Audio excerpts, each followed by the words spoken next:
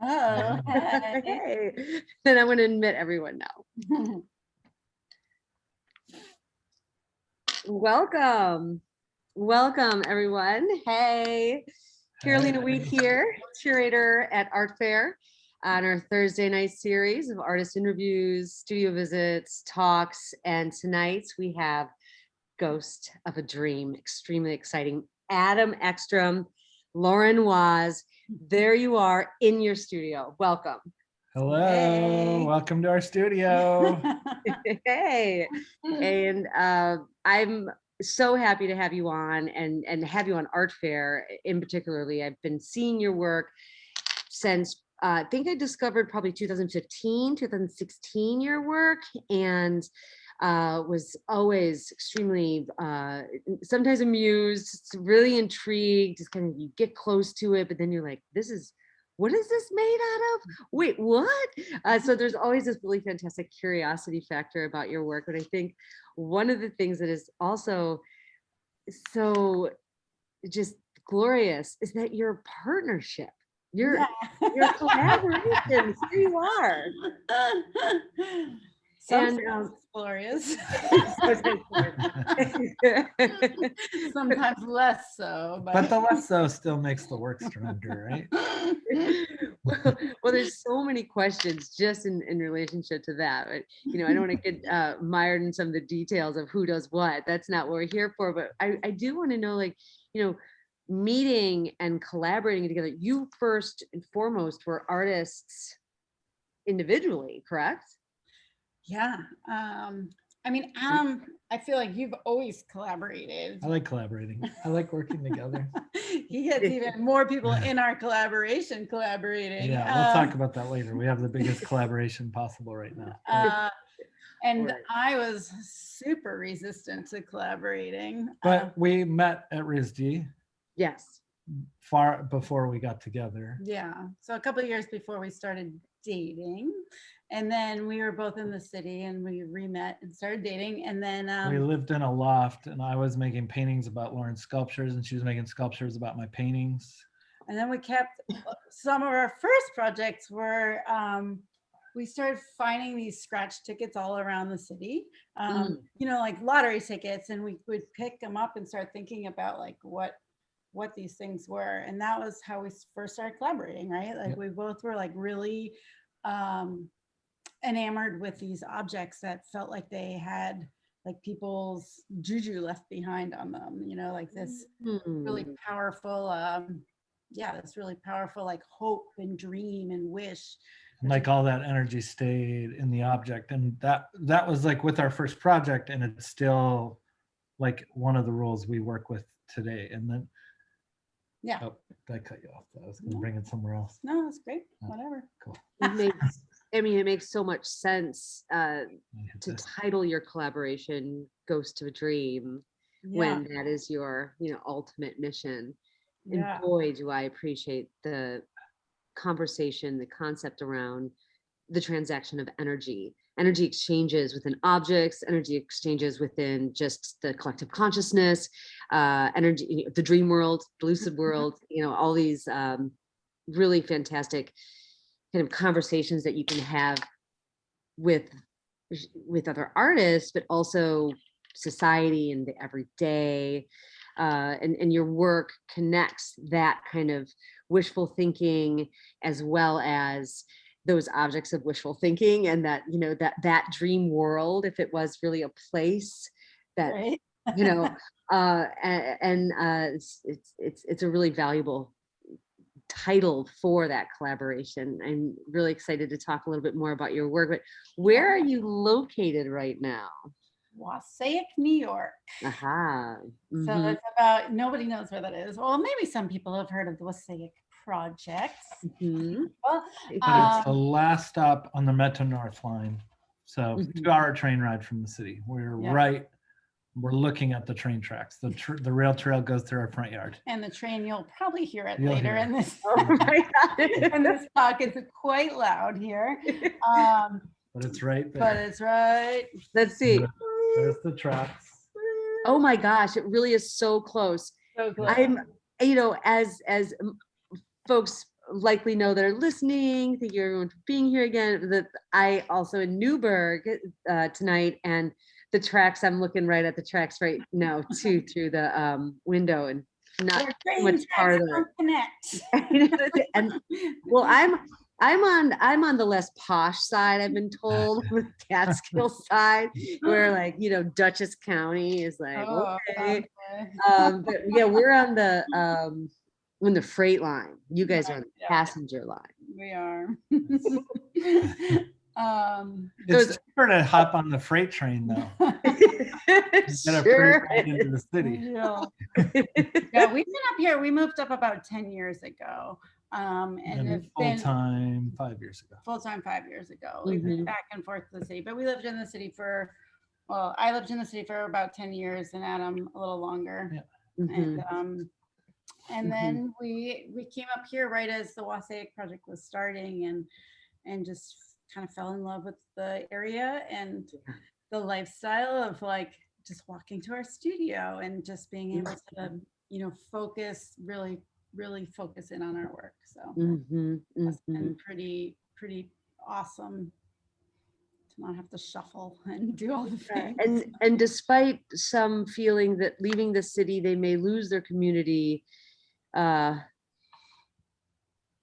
Wassaic, I know, has a really incredible both long-standing community, 10 years, 5 years, as well as a transient community because of the artists that are brought in. So I can understand how that could be really titillating at times, where like there's a new controversial artist who's like breaking all the rules, or there's someone that, you know, that you're just like, wait, do they even work? What are they doing? You know, like whatever, you know, there's kind of, you know, a nice, kind of, what is it, the college town atmosphere of sorts, not to you know, say that folks. It's very, there's a lot to do, and even though it's a teeny tiny little place, there's always, like studio visits to go to and artist lectures. We also we're also the embedded critics at the Wassaic project, so it's something we do on a monthly basis, which is starting again this month. You know, we haven't done it for a year because of the pandemic, but life begins again.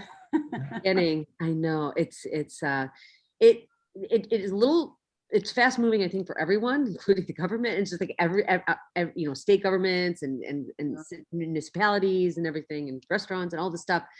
Yeah, I kind of think that maybe an announcement might have been a little more low roll, like, hey everyone, June 19th or June 21st, it's summer starting, so hey, let's remove the mask mandate then, instead of everyone just like looking at their phones and being like, oh, okay, CDC says it's okay. I know. Well, we're getting back, and it's going to be a lot of fun. It's going to be wild. I know, it is. It's going to be a wild summer. But one of the things I wanted to address too is like, so you're in Wassaic, which is the last stop of the Metro North Line. I recently saw a show that you did at Art Austerlitz, which is more north, like in the Berkshires, of some of your recent work, and some of that work is on Artfare. And so some of this type of work is on Artfare, and I could kind of see it behind your shoulder there. And I was wondering if we could just kind of start with that, since that's one of the most recent exhibitions. Thing. Sorry, I was trying to push the rolling Laura chair. was trying to give me a ride, and I was trying to do a spin. There you go. So we collect a lot of materials, Maybe right? You don't need to be in front of it. Okay. Oh, I love it. Okay, good. I'm right here. We look good too. Yeah, you can start. So like what we were talking about with that first project, right? We were collecting scratch off tickets, and the first piece we made together was this dream car. Like the first thing people buy when they win the lottery is a dream car, and we used to like losing tickets that people dream, you know, like scratch off, and they're dreaming about this dream car. So we made a dream car. We made a Hummer H3 out of those losing tickets, using as much money as it cost to buy that car. And then which was $39,000 worth of losing lottery tickets that we collected and created this work with. It was full size. And but out of that, like during that time, well, number one, we called. That's fine. You sit. Oh, that's awkward. we called that project Ghost of a Dream, right? Okay. So that's where the title title, the name came from. And we decided that from that point on, we will make all our work about people's hopes and dreams out of the ephemera people create, trying to attain those hopes and dreams. So it brings in that energy conversation. It brings in the recycling conversation. It brings in, like, those are the rules of how we work. Mhm. And one of the things we collect. One of the things we collect were are not just were are these playing cards that we make these playing card collages out They're of. used casino playing cards. Can I take them off the wall? Or maybe I should get the computer closer. So a lot of our work are these like crazy collage patterns. Uh-oh, computer's falling. And so these are like teeny tiny little like 1/4-inch slices of playing cards that have been used in actual play in the casino. And once they've been used for a little bit, they have to be taken out of play because they get bent or dirty or marked somehow. And whether people could cheat on purpose or can cheat, not on purpose, they don't want the cards to be marked because there's a lot of money at stake. So they get taken out of play and then they get sent to prisons. And prisoners actually sort these cards back out into the actual decks and put them in order. And then they get sent back. They get a hole punched in them or a corner cut out, and then they get sent back to the tourist store so like tourists can buy them. Yeah. Either at the casino or you can go to like a Target or Walmart and buy those cards. But we get them. It's important for us that they've been in playing hands and been in prisons, and then we buy them from that company after they've left the prisons. So the patterns we're making are like these very very busy, sort of like art op inspired Up art. Op art. Thank you. I was like, knew I had that. Yeah, for sure. And to us, we were like trying to play with the patterns to like really get that feeling of like endorphins running, like the way you would feel maybe when you were trying to win a game or something like this. And so like getting these patterns that like really excite your eyes and get like all of these synapses moving. So it sort of stimulates that same sort of feeling. So like trying to trace that. And we kind of want that to happen with all our work. Like we want you to see kind of a beautiful object that really stimulates you and draws you closer. And we don't want you to be able to tell what it is immediately, right? We want that like. Well, it's just about transforming something so much that it's just about looking at the object, and then something's revealed to you as you get closer, as you sit with it. The magic eye. Yeah, magic eye. You start to figure it all out. Nice early 90s reference, I guess. Yeah. Yeah. But the piece that Art Austerlitz had a second layer, which it was like layers of carpets that we had collected from casinos. So these pieces are then installed on top of these like completely bonkers carpets that have been like, that have seen it all, right? They've like been through the trenches, and somehow we've got them, and not somehow, through hard work we've got them, and then we like sort of collage these like really ornate patternings with those as well. Yeah, and the question I want to bring to the table first is I heard Adam say it's important for us to get them from the casino, and I understand that. But I also want to know why it's important for you to get from incarcerated underpaid employees. It's analogous to like half of the things we have on. Like I'm sure half the people watching, their tennis shoes are probably made. Like there's, I think 5,800 corporations in the United States that like their products are made in prison. So I like that to be part of the conversation. We like that hope to be a part, like that added energy going into each card. And then in our mind, that energy is held in the object and then gets transferred to the collage. Yeah, so there's like layers of hope and what people are wishing or like thinking about or wishing for, or like living for as they've held this object. And so somehow we think that this power has been like embedded into the object, you know, whether that's like, doesn't have to be, it's like a learned thing. It's not like a clear, like you look at it and you understand this is prison labor and this is also like gambling anomalous or whatever. But our practice started when we were kind of thinking of stereotypical hopes, right? Like we were thinking of hopes and dreams like love and money. That's how we started out. Like that's how, you know, when you think of hopes and dreams, people automatically go there. But over the past several years, we started to think about it more, and we learned about the prison thing, and now it's fed into the rest of our work, like more about freedom and equality and happiness and, you know, like more important hopes maybe than love and money, you know? Yeah. Our work has definitely become more, I feel like, more political as time has gone on, and as, you know, certainly through the last 4 years. And But certainly, like we're trying to address those things, but we're definitely realize we're not being overt about it. You know, it's just embedded in the projects. Maybe that's a good transition to that piece. Sure. Yeah. Well, I wanted to just ask a couple formal questions about the you know, the making of these works. Yeah. They are on the cards are affixed to board. Like a wooden panel. A wooden panel. So we use gel medium, so the paper is completely encapsulated in plastic, right? Very nice. Oh, do you want to see the train? Yeah. Can you hear it? We can hear it. Yeah, you can hear it. It's not that exciting. They're not 2 years. They're not 2 years old. Whenever we have people in the studio, they always run to the door to watch the train. Where?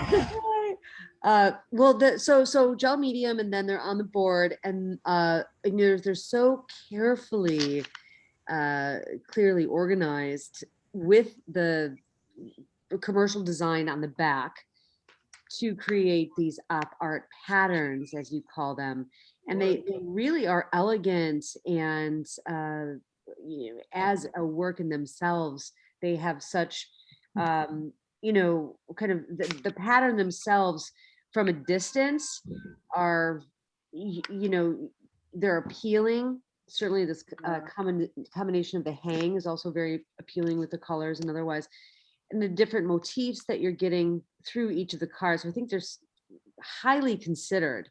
And when they were on the carpets from the casinos, I mean, it really does bring kind of that full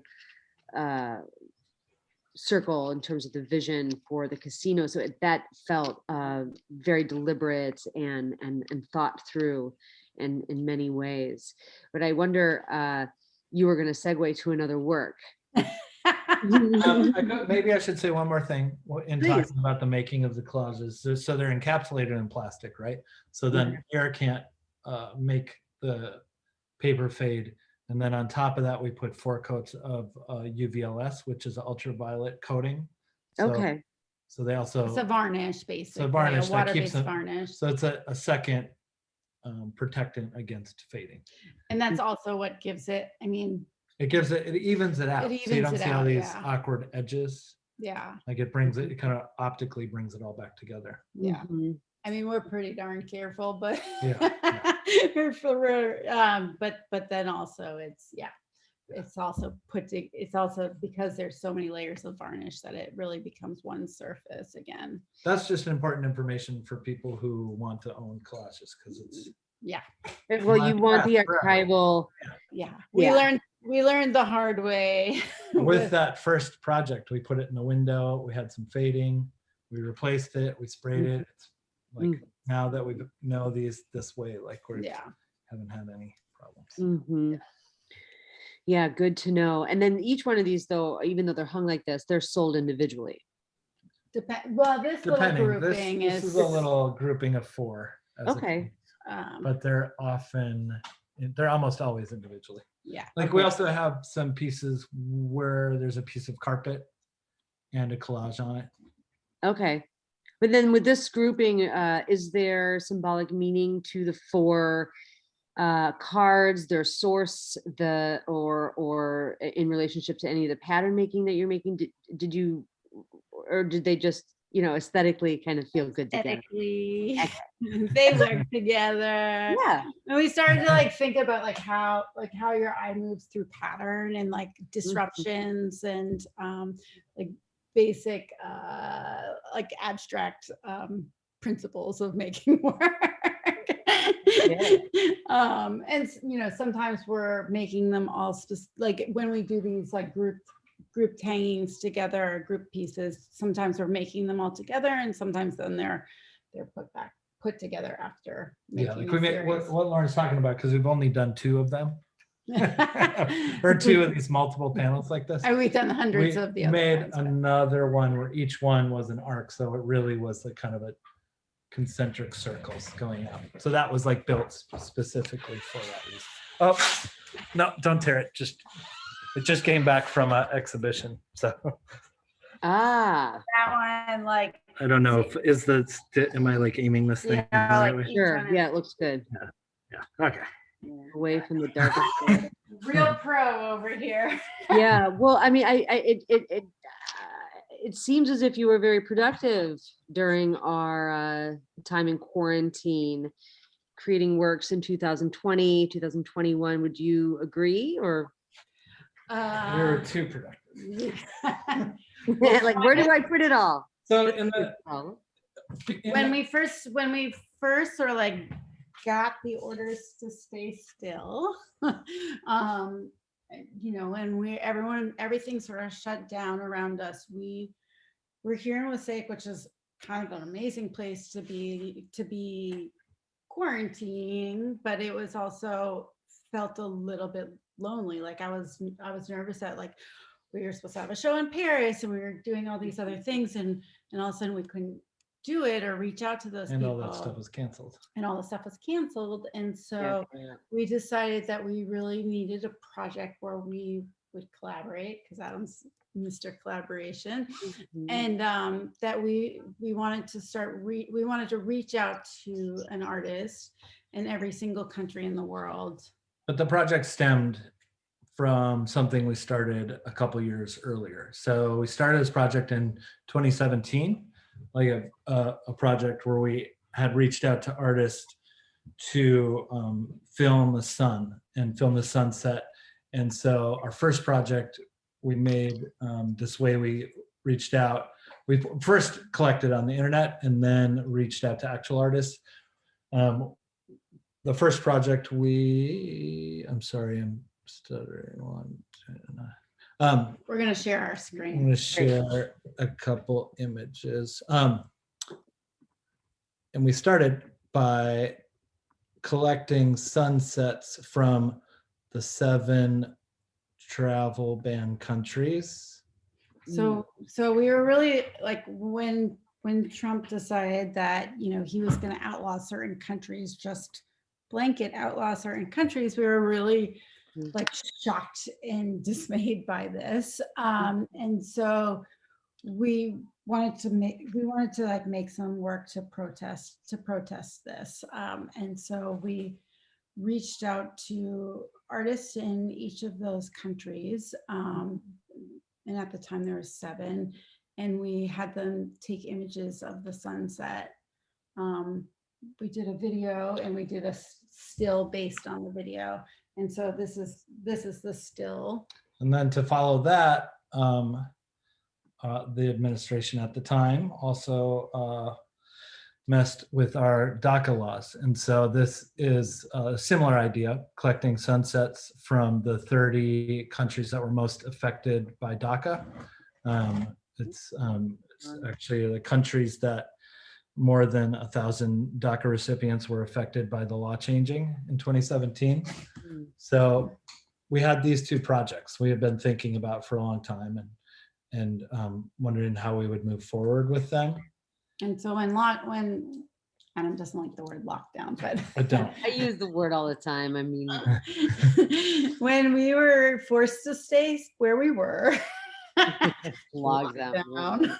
When we responsibly stayed where we were so we could be responsible. So we lived, yes. And other people lived. Yeah. Yeah, we all stayed alive. Well, yeah, anyway. Then we were trying to figure out how to do that. So we made this plan to reach out to artists in each of the 195 UN recognized countries.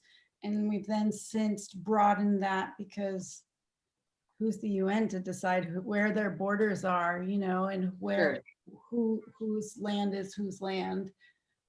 So we've tried to reach out to countries and territories, and Adam wants to say something. No, go ahead. And we asked each of these people to film 7 minutes of the sun at the end of the day. So if you do the math of 7 minutes times 200 videos, you end up with about 24 hours. So the idea is, well, we've asked one artist, to be clear, like one artist in each country, and then it unfolded to nations and territories. So if we take this, we'll end up with a piece that's 24 hours long, where it's kind of the sun setting will follow this, you know, as the earth is moving, that piece will show where the sun is setting. And if you're, you know, in wherever you're seeing it, you're seeing where the sun is setting at that time. How did you, well, I've got a lot of questions, but my first two questions are, how were you curating the artists? How did you choose the artists? And the second one is to ask. And then the second one would be, I assume you asked in an email, yet, you know, that correspondence can really, you know, churn into a lot of things, and otherwise, how does the artist submit their video to you? And that takes a really big hard drive, by the way. Oh my God. Yeah, it's a huge one. Well, we had them do it via Dropbox, because that's sort of available everywhere. You don't have to like sign up for it or anything. We have a Dropbox Pro, and we give everybody a link if they want to do it that way. They've also WhatsApped us.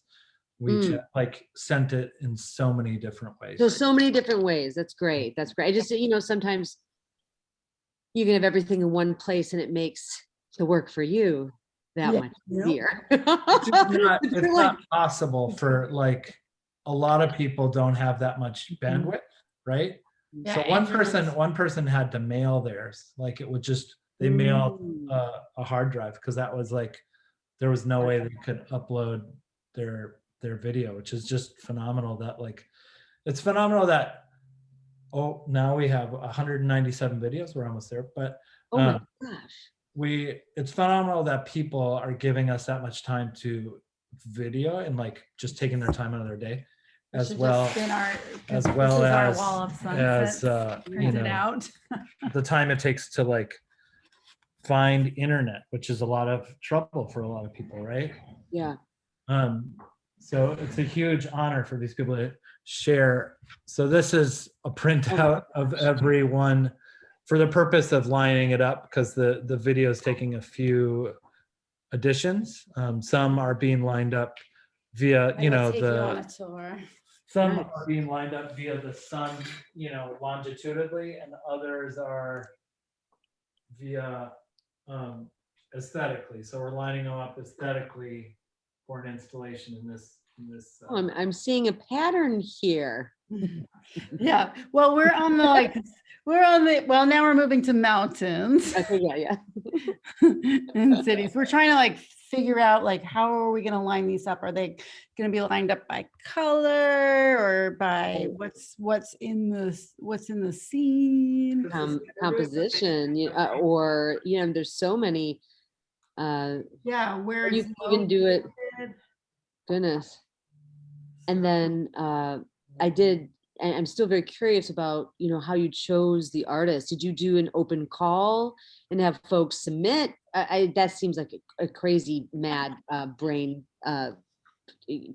It started with people we know. Okay. And then moved to curators, and like we asked a couple galleries we have for connections, and curators, and then that kind of unfolded. And we've had some magical people. We should just say Alan Williams has been very Wow. magical Yeah. as well as Fetcha, but like somebody who The triangle, you know, the triangle residency. I've heard of it, but I don't know it. I don't They're know based much in, about it. or like the headquarters is in Dumbo, right? Like yeah, but they're part of a network of residencies around the global world. network. Mhm. And he has And been he's been incredibly helpful incredible.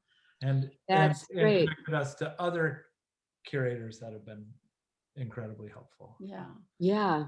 And then we're also, oh, mine. You okay. can't. There's Okay. there's also a part we're not allowed We have a to say. partner. We have a and- partner that's helped us. A silent partner. Well, Well, a not yet announced partner, Ah, and that partner's name carries a little more clout than ours, and has helped the connection. oh, right. So yeah, we were talking, whatever last month about how your email solicitation is so easy to just go into someone's spam folder because ghost and a dream are in Yeah. both the title of from the email, and also, so I guess that would be really beneficial for you to also have that clout. Yeah, but it has most been of problematic. but most- It's been going into a lot of people's spam folders, Yeah. so it does take a few reach outs. I mean, it was like 5 months of emailing like 10 hours a day, but most of it has really been just internet research, being like, okay, contemporary artists in Bhutan or something like this, a contemporary artist in Burkina Faso, or like just Burkina Faso. Burkina Faso. See, I can't. But it's been amazing because we've learned about so many artists, right? And like And- all these cool Incredible. conversations have happened. yeah. We've faced reality in a lot of ways we didn't foresee, in these conversations. Yeah, just about like inequities of just infrastructure, and I mean, of course it, but then when you're dealing with it, like, whole countries having their internet turned off, which is way more common than we ever thought about or knew, but or just weather. well, yeah. But yeah, I can only imagine that kind of, logistical, operational strong arm that you would need in order to do a lot of this back end stuff. And it's not just the back end stuff when you're dealing with, the type of video that you want them to send, or how they send it, and one of the things, but it's also the challenge of putting a 24-hour video together and then, presenting it. And how do you ultimately envision its exhibition, or, is it going to be available? You want it, I mean, how would you like it to be viewed?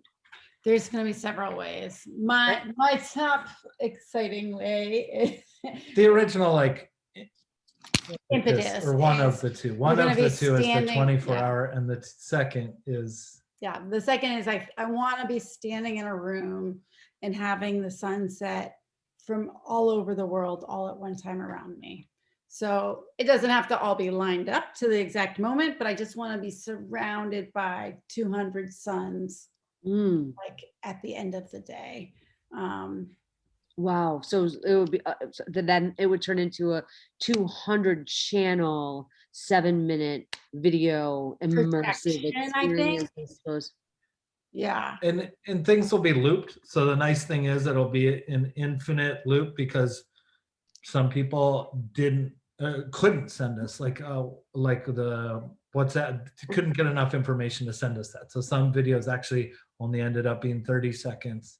Other people sent us like an hour and a half, Gotcha. Yeah. But the nice thing about that is when it's all those different channels, each video is a different length. It'll be an infinite amount of Combinations. combinations. Yeah. And then I think, well, I don't think we've addressed this yet, but the sun, why the sun? Like, why is that the thing that we asked for? Yes.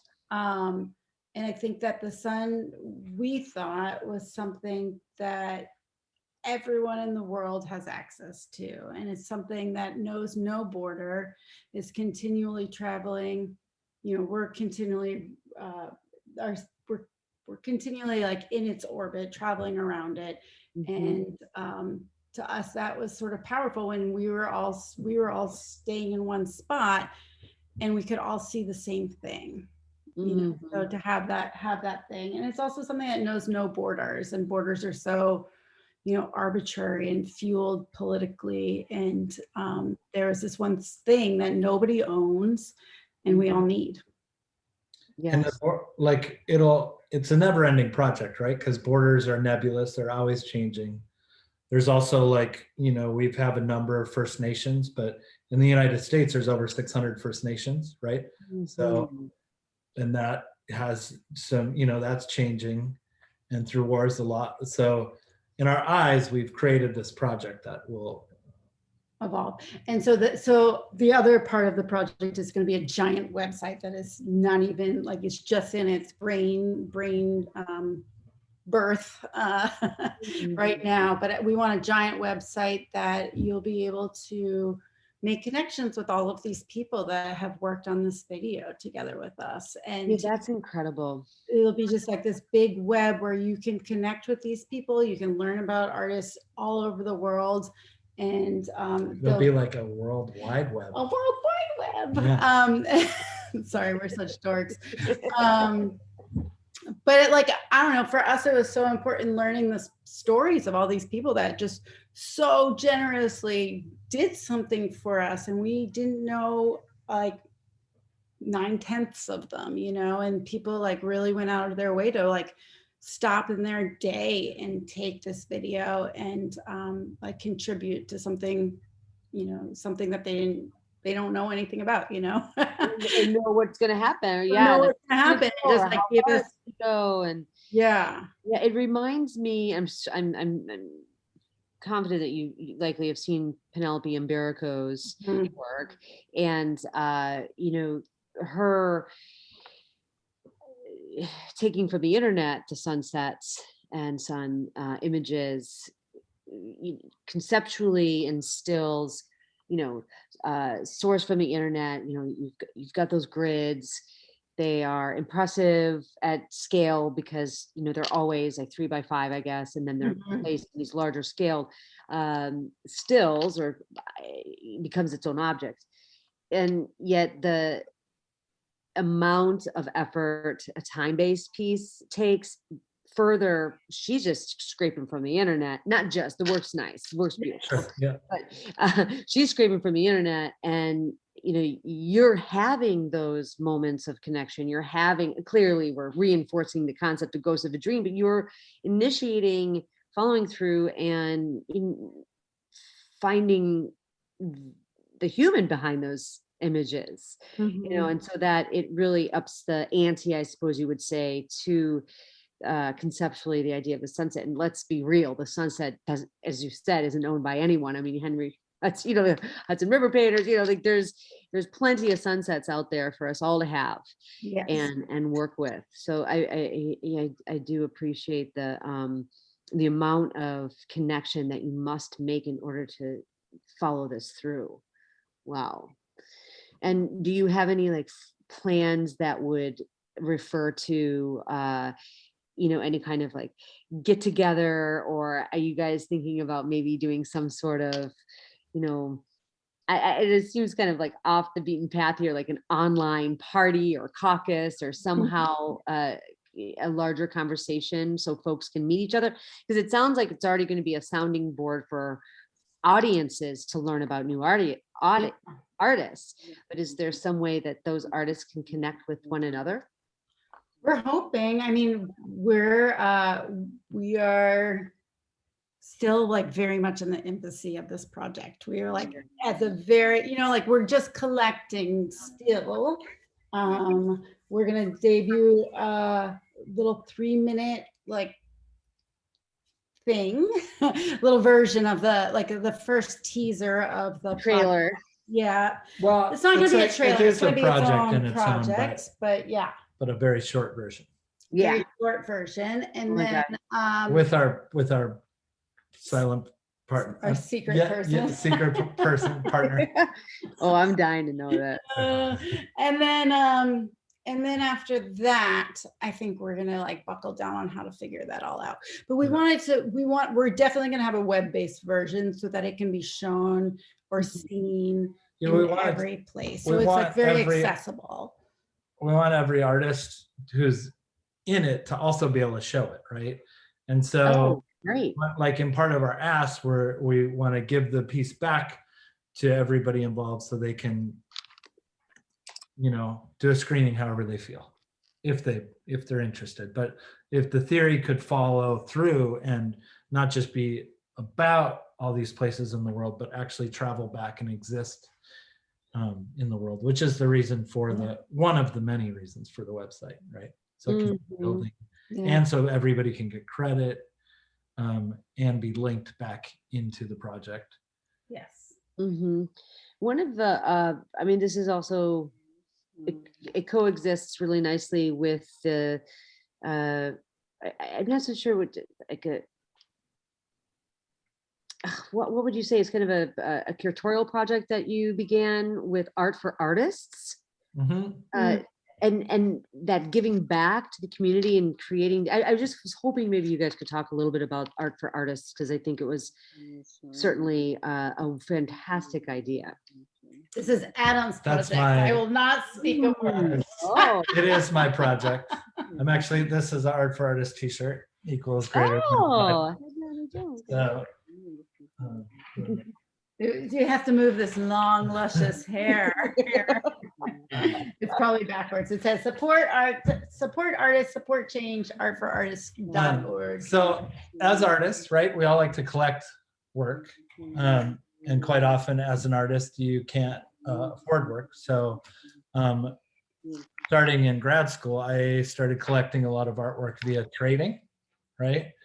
And then out of that, I did some curating, and we together with a third partner, Giada Crispios, founded a residency program in Italy called Art Garda.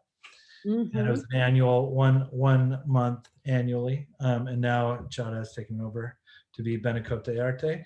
But the second edition of this, we decided we wanted everybody to trade artwork, right? Like all the residents. There were 6 residents, I believe, us and Giada. So we made a thing where everybody made enough pieces to trade.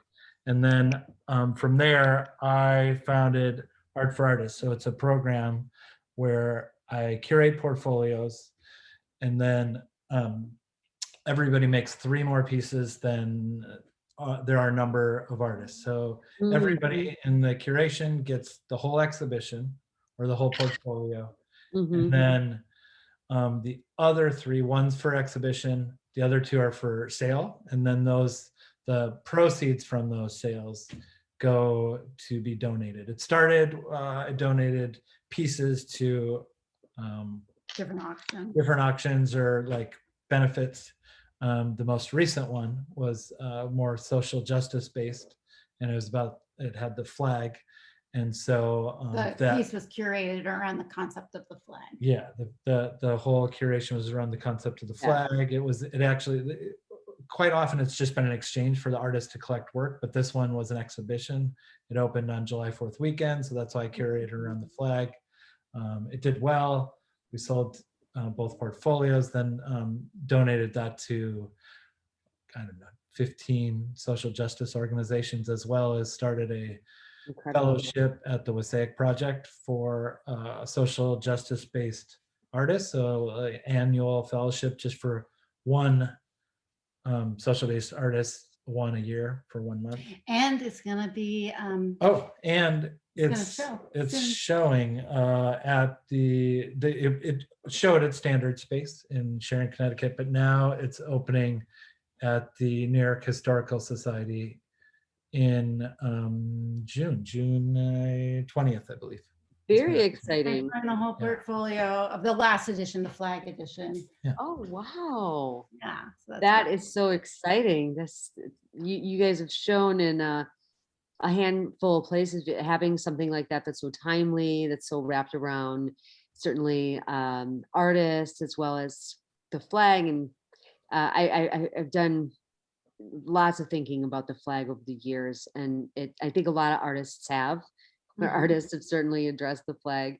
You know, we know them. But I'm like, I was just sit here and name drop. Who cares? But I want to see some more of the studio. Like how, what else you got going on in there? I know that it's. Lauren's grabbing. I got our edition from it. That's right. This was a flag that we made, and it was from money bags that we collected from the Trump Plaza Casino. Here's what some of them look like, just as money bags. These gross, dirty bags. This one says Trump Plaza on it. Mm-hmm. Got some really nice looking stuff on the other side. Someone's that's the kind of stuff we like that gross juju, right? Someone spilled their rum and coke on that. Yeah. But we had the opportunity to go to Atlantic City to Trump Plaza before it was imploded recently. And we got like hundreds of these money bags, and amongst many other things. Yes. And a lot of that carpet in the installation at Art Austerlitz was from the Trump Plaza as well. Okay, and then the installation with the money bags, I also was able to see in a group show there. But I wonder, I just possibly other people are wondering the same thing, sourcing these. Who do you talk to? Like, how are you? Like, how do you say, like, we just want it for art's sake, we just collect these things, please, you talk a little bit about that? It's a lot of Craigslist and it's a lot of searching Craigslist. Like we research Craigslist in Atlantic City because we knew that we were looking for carpet, and it came up with this guy. We weren't looking for money bags, or we got a crap load of lamps. We weren't from the casino. Yeah. We weren't looking for those things, but then they just sort of fell into our laps, and we sat on them for a long time too, thinking like, these are amazing objects. These like held, these like held money, and they're like used, and they're dirty, and they're like, I don't know, like they just feel like they held so much, like they have so much literal baggage. Absolutely. We sit like we kind of, as we're working, are building collections of other things, right? And a lot of times it comes from donations. Yeah. Like people are like, oh, Ghost of a Dream will like this, and then we are given it, and we're like, what are we going to do with that? But then we hold it for a couple of years. Because I'm a very reluctant collector of stuff. And this is why our work looks so eclectic and different, because it's all about what that object is, what these dreams were, what the, like how we're like mining these, different dreams, or the physical ephemera of dream. So like for us, the Sunset project is like, looks very different than, the collage, but like in the putting together of it, in the amassing of objects, in the stitching together in ways, I feel like they all somehow make sense to us. I don't know. Of course. I'm imagining someone going into an abandoned Trump casino and, sneaking around, having a good time with a flashlight at dusk or something, and, just collecting these things, and then be like, someone will want these. This is a piece of history. I'm going to sit on these and, and share them later. But that potential energy it's a bitch though, ain't it? Because you sit on this stuff and you think, I can do something with this. We're going to do something with this. Like, it's just going to be a great sculpture or wall piece, or, inflatable, whatever you're thinking about doing. And it kind of could drive you mad until it speaks to you. The time is right. So I like that flag. You would have never known it was money bags. Right? I was like, oh, that's like a gay flag on burlap. Lauren was forgetting like the black and the brown and the trans. Come on. No, just kidding. But that I'm really happy that that is so successful. I know Natalie Baxter was in that. There were who else was in that exhibition? Oh, and the flag. Mel mess. Chin. Oh, nice. Mel Chin, and sorry, Adam doesn't like when I talk about his I am character. fine about it. I You would gave like me to a answer a dirty couple questions. look, though. Mel Chin, Dred Scott, Natalie Baxter, Van Damme Incredible. Jane, Pamela Council. Sorry, I'm having a brain freeze. David Cheer. Kristen Hassenfeld. I don't want to leave somebody out. Wow, no, you're good. Awesome. House of a Dream. I'm sorry, I can't think of it. Open the door right there. No, who did all the poetry with the Chloe Bass. Chloe Bass. Thank you. Chloe Bass. Wow, there's some really Darn Studio. Oh yeah, Darn Studios is in there. There's some good heavy hitters. Daniel Behar. Oh yeah, Daniels. And I'm forgetting one person. You guys keep talking. Yeah, well, it's all good. Well, Dred Scott was one of the names I didn't name because it was just like, oh, yeah. Oh yes, Sarah Sandler. Yeah. David Hammond. It's like, you know, that flag, and I'm so happy to hear this list is so long and healthy. I mean, it's a really incredible cohort of folks. Come to the open, or I don't know if there's an opening. There's not an opening. Come to the Historical Society. It's Yeah. up till September. Check it out. Yeah. Well, what, so we've got about 10 minutes left, and I know if anyone online has any questions, throw it in the chat and we'll get it out there. But is there, I know you do have a pretty multi-faceted practice, and you do videos, and it's like your text-based pieces I'm a big fan of as well. Is there anything that you would like to share with us? Like, I know possibly there's a fun video, Adam, you had mentioned that you might want to share. Nah, we want to share that. I was gonna, there's a video for the outro. Oh, the outro. Well, since we're 8 minutes out, I will invite any questions, but I've been asking a handful of questions throwing at you. But Lauren, I do wonder, if you know, this is a project for Adams, Art for Artists. Is there any kind of side projects that you engage with besides a holiday? I know you both engage in side projects with holiday, don't get me wrong. But I mean, I think I'm pretty involved with the Art for Artists, but don't tell him. Oh, yeah.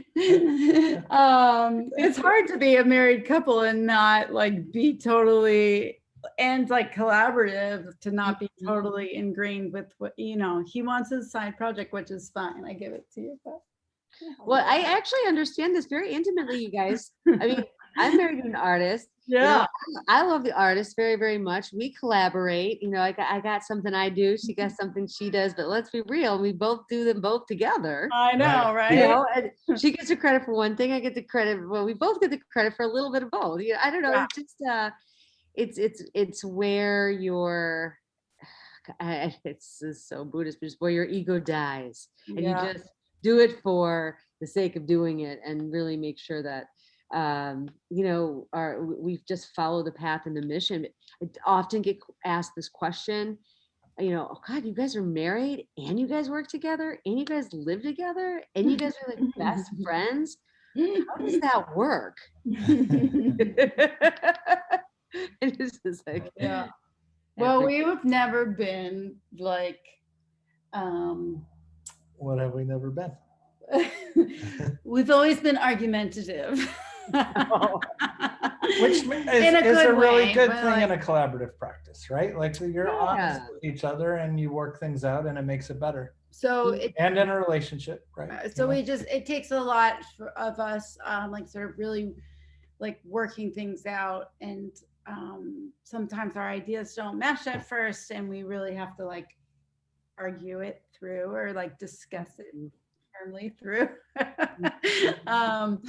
But yeah, and ego is crazy. I think that like being in a collective, you really have to have a complete loss of ego, because you're not always dialed in to the same things at the same time. And and it's just, Mm-hmm.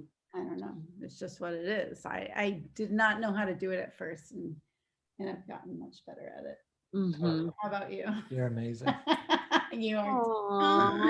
Yeah, it's one of those things. Well, oh, you do that better, so I'm going to leave you with that one. Yeah. Like, I'll do this since I do this better, and Yeah. I'll see you in like 5 hours. But I don't know.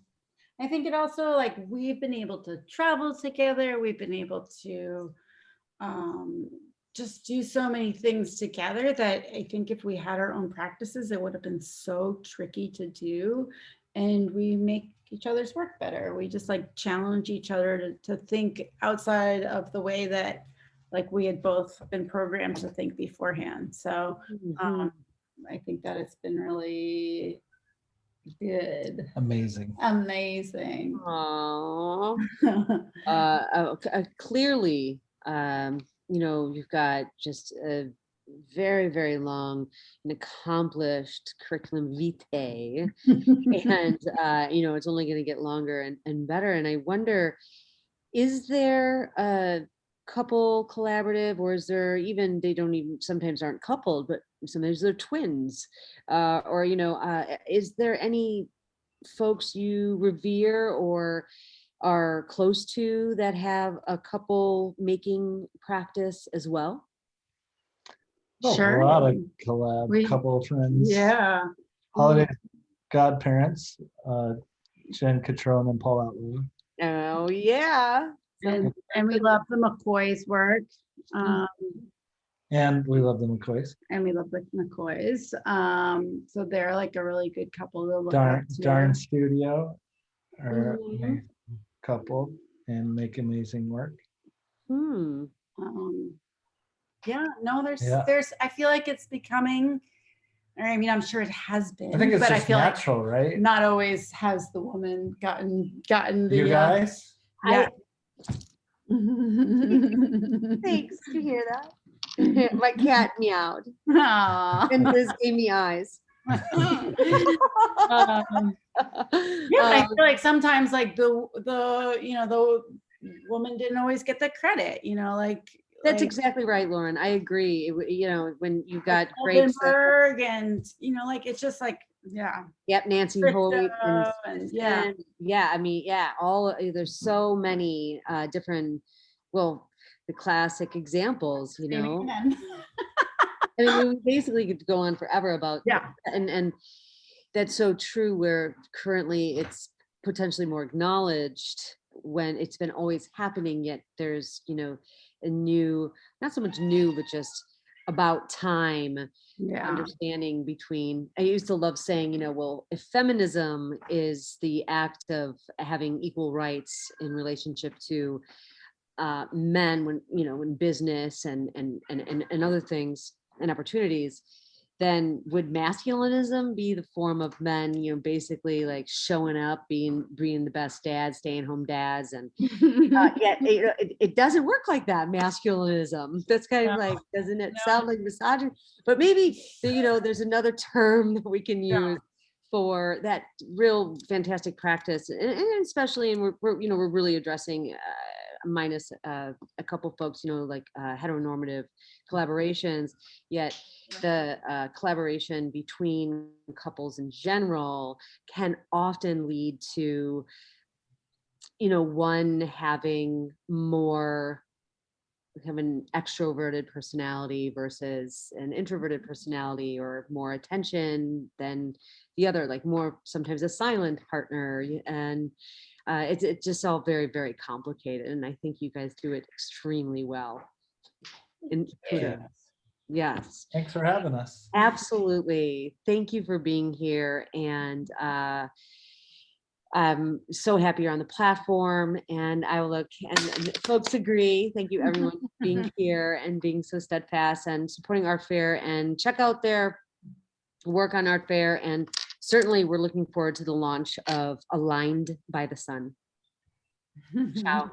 Thank you. Bye. Bye.